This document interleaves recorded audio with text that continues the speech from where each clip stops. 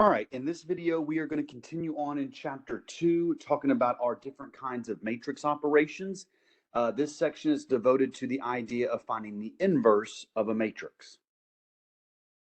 So a little bit of a definition here of how we're going to find inverses of matrices. You may recall the word inverse from like a basic algebra class where you can define like an inverse of a function where you interchange x's and y's and you solve for the new y value.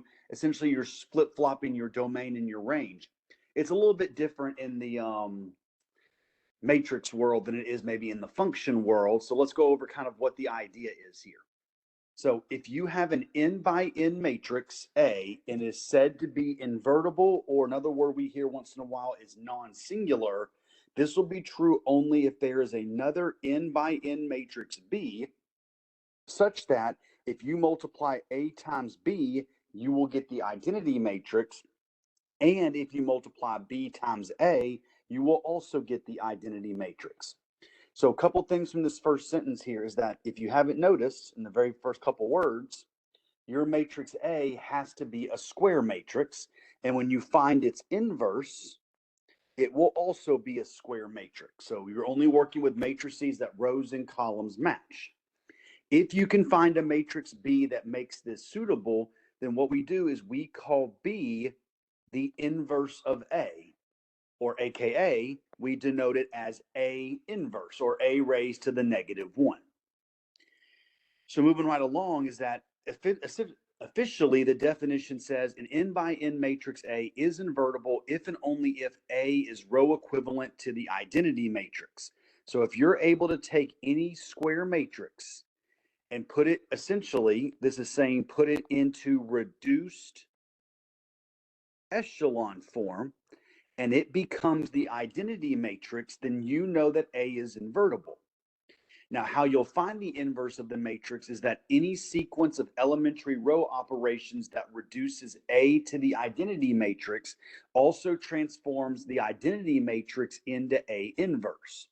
So you're essentially going to be working on two matrices at the same time, but we're going to put them together as one big matrix and have a very large augmented matrix. So the book does a pretty good job of kind of laying out a basic algorithm that you can always follow to find the inverse of any square matrix. So here's what we're going to do for the first couple of problems. Step number 1, we are going to augment A with the identity matrix. So in a larger matrix, we're going to write down whatever the original matrix A is, and then right next to it, we're going to attach the same dimensional identity matrix to it. Step 2, we are going to row reduce the augmented matrix, and you want this to be in reduced echelon form if possible. And so then step 3, kind of repeating above, is if A ends up being row equivalent to the identity matrix, then what's going to end up happening is the augmented matrix AI sub n will eventually become a new augmented matrix where the identity matrix goes first, and that identity matrix you plugged in will transform into something else. That something else is the inverse of A. Now, obviously, not every matrix is going to be invertible. So if you're not able to get A into the identity matrix, that just means that it's not invertible. And we'll probably see an example or two of that as we go through this video. Well, since that's the big thing in this section, let's move into a couple examples to kind of show you how this works and what you're expected to be able to do. So example 1 says, find the inverse of this matrix A, which is 2 by 2 with 3, 2, 8, 5, if it exists. So when the problem says to find the inverse, step number 1 says we need to write a new augmented matrix.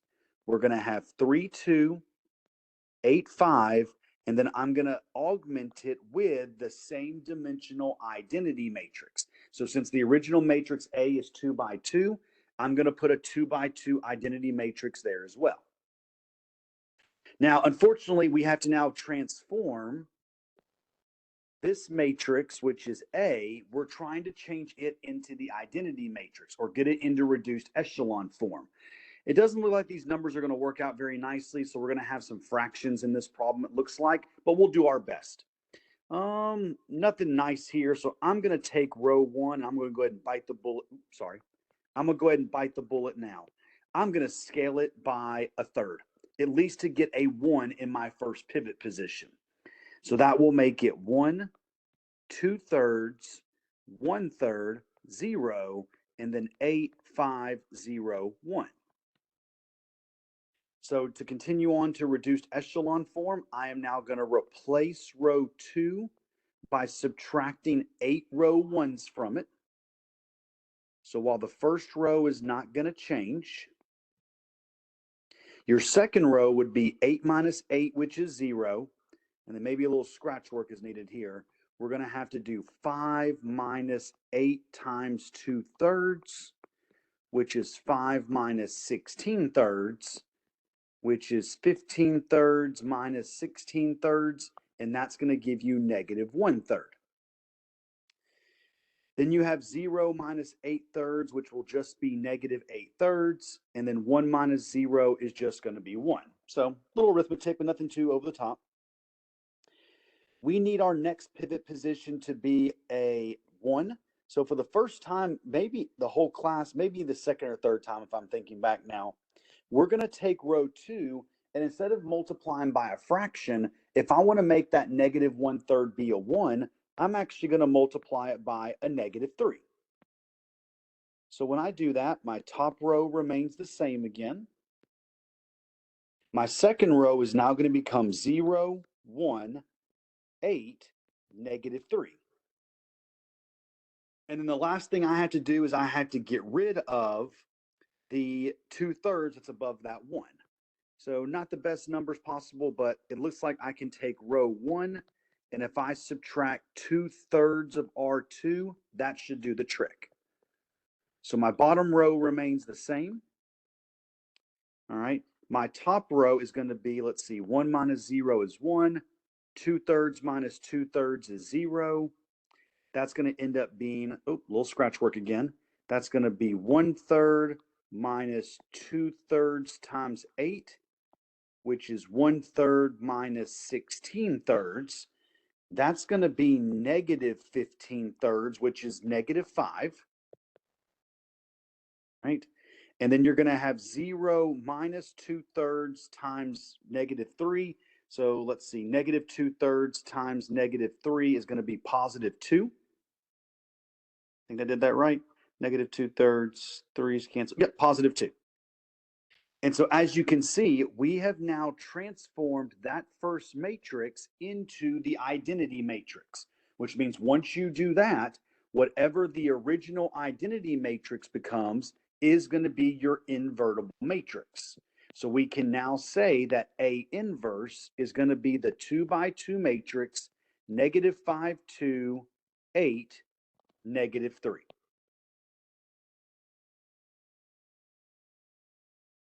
Very good, y'all. All right. So that's an example of a 2 by 2 matrix that's invertible. Let's move and see if we can do the same thing for a 3 by 3 matrix.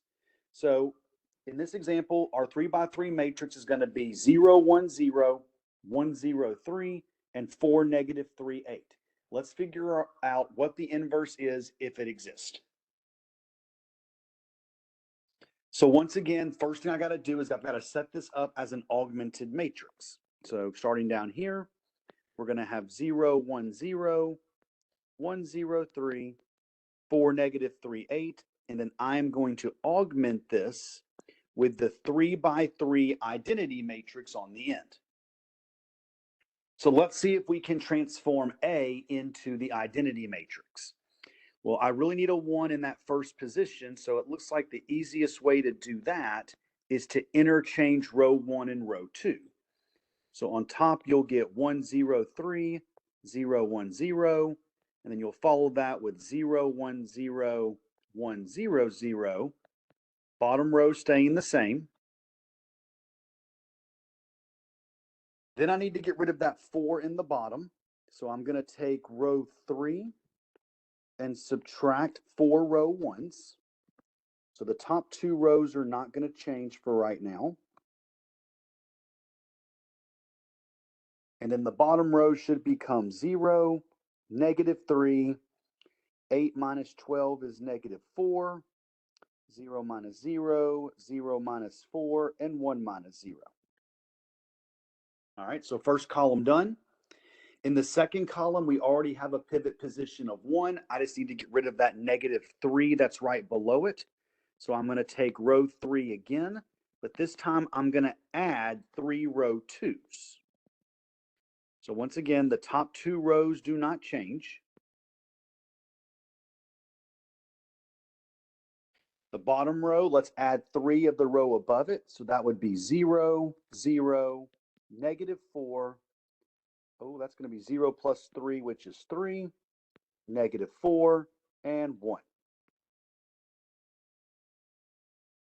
All right, so that next pivot position is a -4. It needs to be a 1.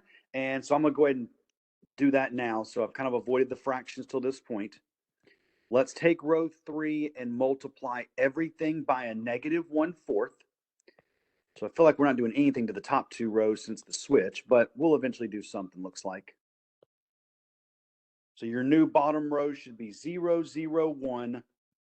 You're going to have -3/4, 1, -1/4. And the last thing we have to do here is if I can get rid of that 3 at the top of column 3, we will be in the identity matrix form. So let's take row 1 and let's subtract 3 row 3s. So let me go ahead and get the bottom 2 rows done because those are not going to change.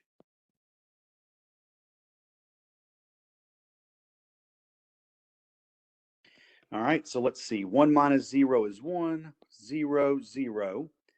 So then you're going to have 0 plus 9/4, which is 9/4. You're going to have 1 minus 3, which is -2. And then 0 plus 3/4 is 3/4. And once again, we have transformed the original matrix A into the identity matrix. So this 3 by 3 matrix that's attached to it, that's going to be your inverse. So the inverse of A in this problem would be 9/4, -2, 3/4, 1, 0, 0, and then -3/4, 1, -1/4. And that's an example of finding a 3 by 3 matrices inverse. So let's do another 3 by 3 because that's the ones where usually the challenge comes in because it's a lot more steps. Let's see if we can find the inverse of this one. So this matrix is labeled as 1, 2, -1, -4, -7, 3, and -2, -6, 4. So what is the inverse if it exists? So for the third time in a row, I'm going to start off with my matrix A. And I am going to attach the 3 by 3 identity matrix onto it. All right. So it looks like we already have a 1 in the first pivot position. So I'm going to use that 1 to get rid of the -4 and the -2. Some of y'all might notice that row 3, there is a 2 in common with a lot of them, but that's no need to do that because we're going to get rid of the -2 anyways. So I'm going to take row 2 and I'm going to add 4 row 1s. And then I'm going to take row 3 and add 2 row 1s. So my top row remains the same. The middle row, let's see, that's going to be 0. -7 plus 8 is 1. 3 minus 4 is -1. And then 0 plus 4, 1, 0.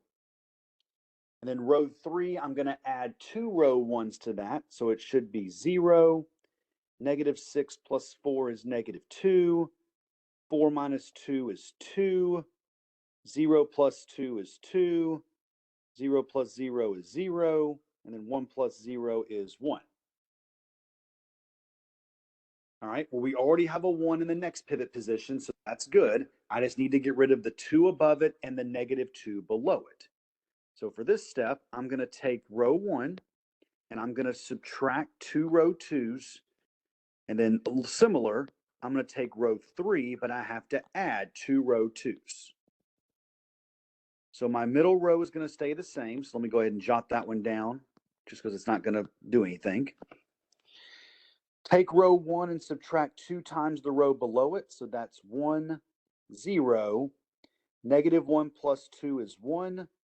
What is that? 1 minus 8 is negative 7.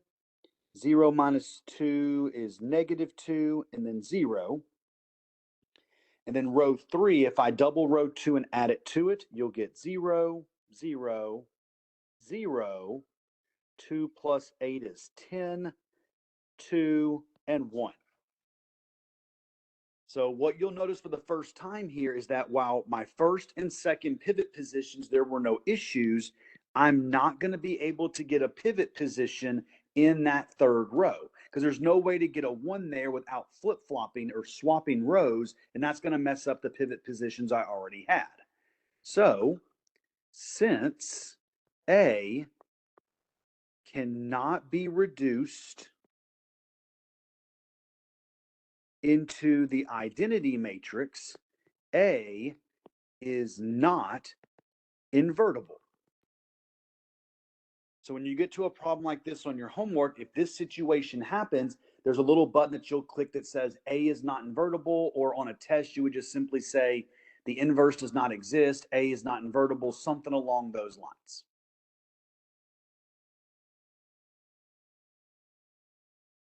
All right, so now that we've talked about how to find an inverse by doing the row reduction step, I would be not a good teacher if I didn't show you that there is a time or a certain time where you can use a shortcut.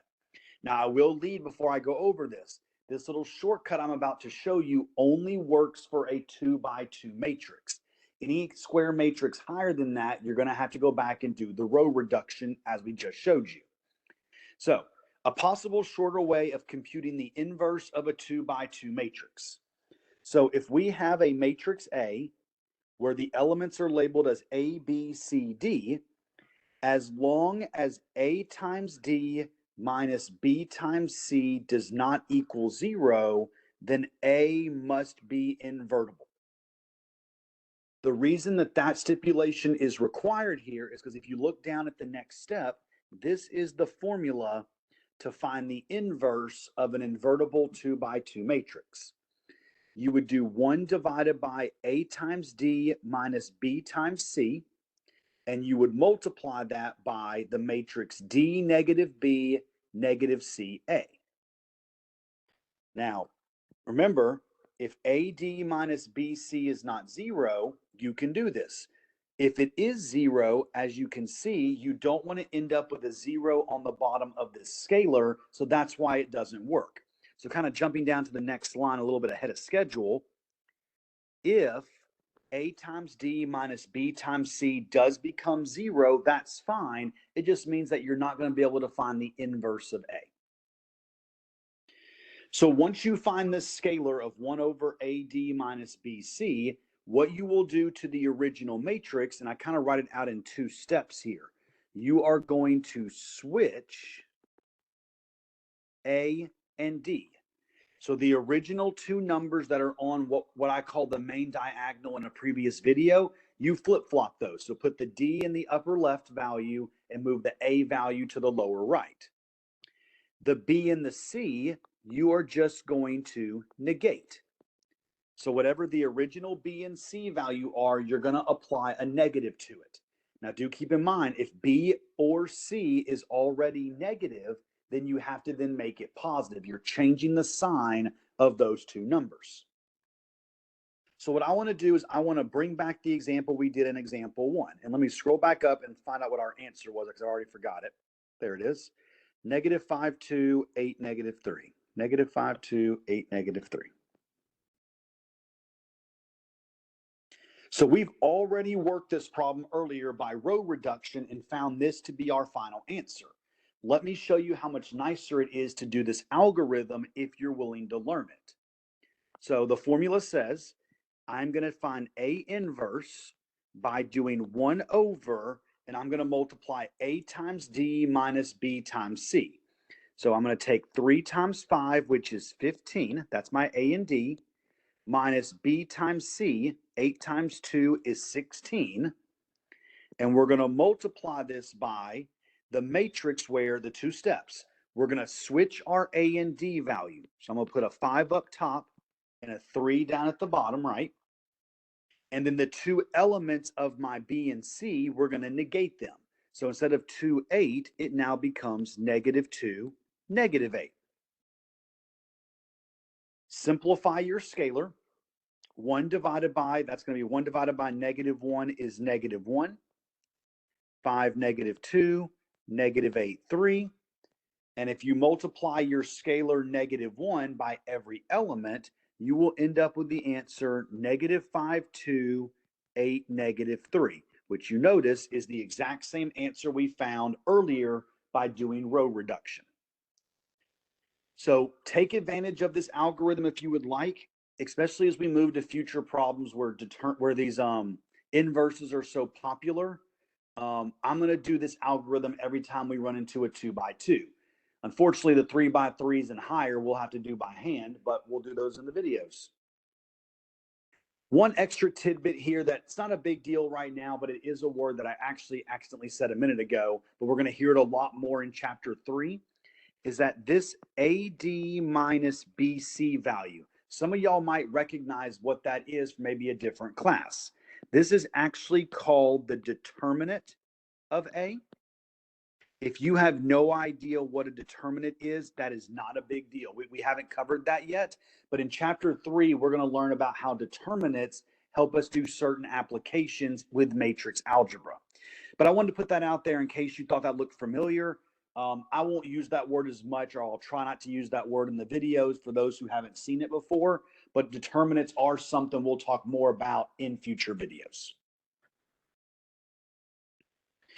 All right, so now that we've covered the basics of invertible matrices, I want to end this video by doing a couple of properties that might be helpful down the line. And there's really just 3 of them I want to talk about. So property A, if you know that A is an invertible matrix, then the inverse of that must also be invertible.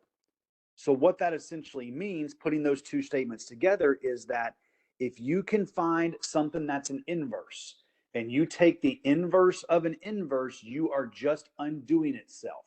Very similar to how the transpose idea worked in the previous video. So the inverse of A inverse will just be the original matrix A. All right. If A and B are both n by n invertible matrices, then so is A times B. And the inverse of AB is the product of the inverse of A and B in the reverse order. So similar to the transpose idea, is that if you want to take the inverse of A times B, you can do it that way, or you can find the inverse of B and the inverse of A separately and multiply them in that order. We saw that idea of flip-flopping the order of multiplication back when we did transposes. It's the same thing when it comes to an inverse. And then last but not least, actually bringing back transpose and combining that idea with inverse ideas. If A is an invertible matrix, then so is the transpose of A. And so the inverse of A transpose is just the transpose of A inverse. By formula, what that means is we do not care what you do first. If you have to transpose a matrix and find its inverse, you can do that in whatever order you want to. You can either transpose the matrix A, then find its inverse, or you can find the inverse of A and then transpose that.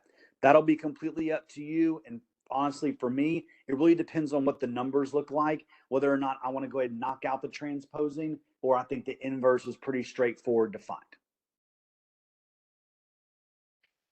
So the last thing I want to do for this video on invertible matrices is do an example of combining basic algebra with the idea of matrix algebra. So this problem that I found in the book that I think is pretty neat says something like this. If we know that A, B, C, and D are all n by n invertible matrices, I want you to solve for the unknown matrix X and what it has to equal. So the equation here says that C inverse times A plus X times B inverse needs to equal the matrix D. Well, just like in any good algebra problem, you want to use your properties of matrices to try to isolate X here. Unfortunately, there is no dividing. You've noticed that we have not talked about division of matrices because we don't really do that at any point. So never divide by a matrix to cancel. It doesn't work that way. All right. So instead, if you want to get rid of some of these inverses, you have to use the properties we learned in this section. And what that is if I want to get rid of C inverse, if I were to left multiply everything by C, because remember, left and right multiplying does make a difference. So whatever you do to one side of the equation, just like in algebra, you have to do to the other side. So I'm just going to multiply everything on the left by C. From this section, when you multiply C and C inverse, or if you multiply any matrix by its inverse, that becomes the identity matrix.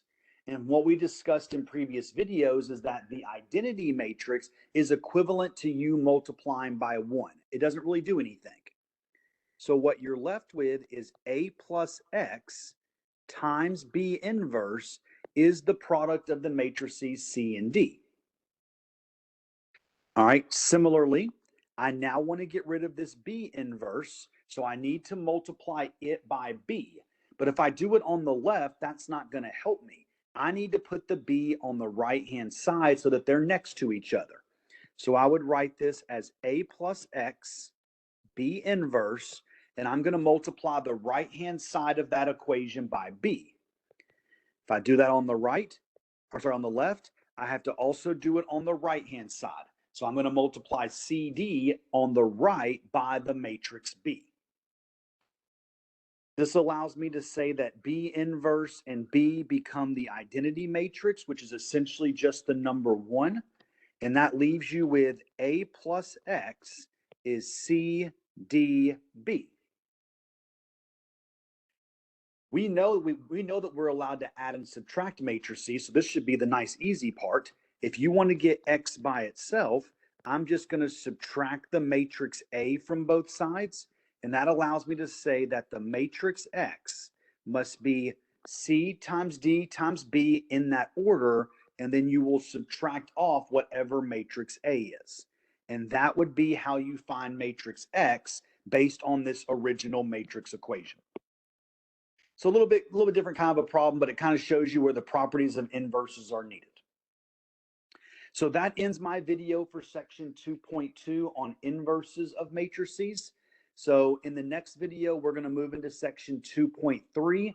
That section is a very, very heavy talking section. We're going to talk about characterizations of matrices. There's going to be a big theorem we have to go over, and there is going to be some stuff that you'll have to memorize for future assignments, but we'll discuss that in our next video.